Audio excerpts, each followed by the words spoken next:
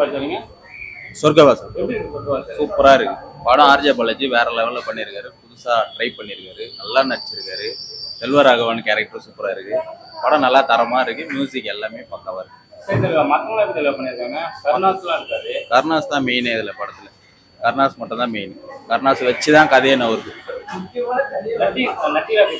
நட்டி சிம்பிளா பண்ணியிருக்காரு. புது விதமா யோசிச்சு பண்ணியிருக்காரு. கேரக்டர் கொஞ்சம் புதுசா இருக்கு.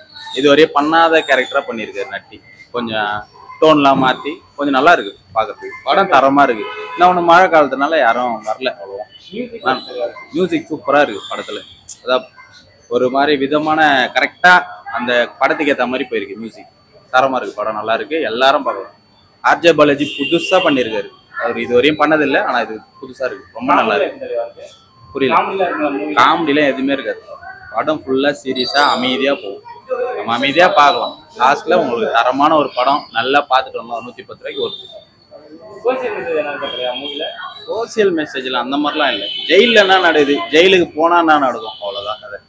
ஜெயிலுக்கு போகக்கூடாதுன்னு பார்க்குறவங்க பார்க்கலாம் இந்த படத்தை. ஜெயிலுக்கு போனால் வாழ்க்கை போயிடும்ன்றது ஒரு எக்ஸாம்பிள்.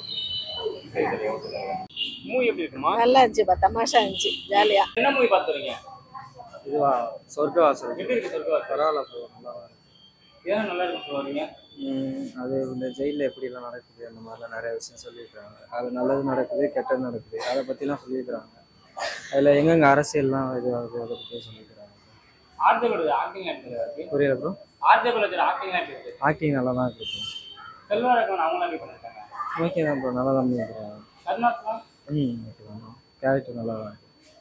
ஓகே, நல்லா தான் இருக்கு ப்ரோ. எல்லாமே ஃபேமிலியோட பார்க்கலாம். ஆக்ஷன் மூவி தான், ஃபேமிலியோட பார்க்கலாம்.